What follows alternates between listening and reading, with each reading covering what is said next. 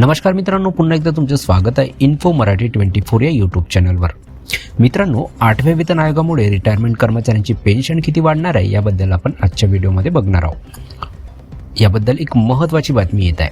बातमी आहे 8व्या वेतन आयोगामुळे रिटायरमेंट कर्मचाऱ्यांची पेन्शन किती वाढणार.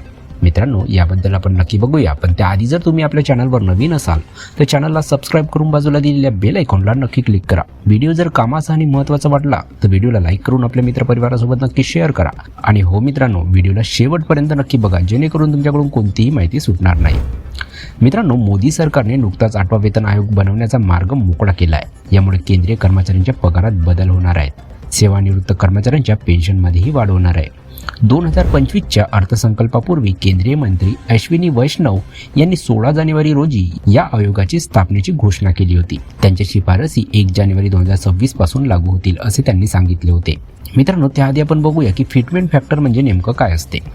मित्रांनो, हे सुधारित वेतन आणि पेन्शनची गणना करण्यासाठी वापरले जाणारे एकाधिक आहे. त्यात महागाई, कर्मचाऱ्यांच्या गरजा आणि सरकारची क्षमता यांचा विचार केला जातो.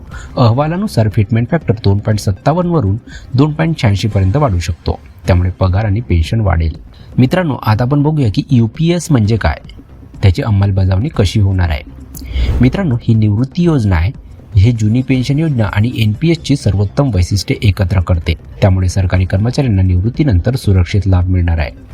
यामध्ये कौटुंबिक पेन्शन, निश्चित पेन्शन रक्कम आणि सर्व केंद्रीय कर्मचाऱ्यांची किमान पेन्शन यांसारख्या तरतुदीचा समावेश आहे. UPS 1 एप्रिल 2025 पासून लागू होण्याची अपेक्षा आहे. मित्रांनो, या योजनेअंतर्गत किमान पेन्शन दरमहा 10,000 रुपये असेल. ज्या कर्मचाऱ्यांनी सेवानिवृत्तीच्या वेळी किमान 10 वर्षे सेवा पूर्ण केली आहे अशा कर्मचाऱ्यांना ही रक्कम दिली जाईल. पेन्शनधारकांच्या मृत्यूनंतर कुटुंबाला पेन्शन रकमेच्या 60% रक्कम मिळेल. ही रक्कम पेन्शनधारकाला त्यांच्या मृत्यूच्या वेळी मिळत असलेली रक्कम राहील. ही रक्कम पेन्शनधारकाला त्याच्या मृत्यूच्या वेळी मिळत असलेली रक्कम असेल. मित्रांनो, आता आपण बघूया की 8व्या वेतन आयोगात UPS अंतर्गत वेतन मॅट्रिक्स काय असेल.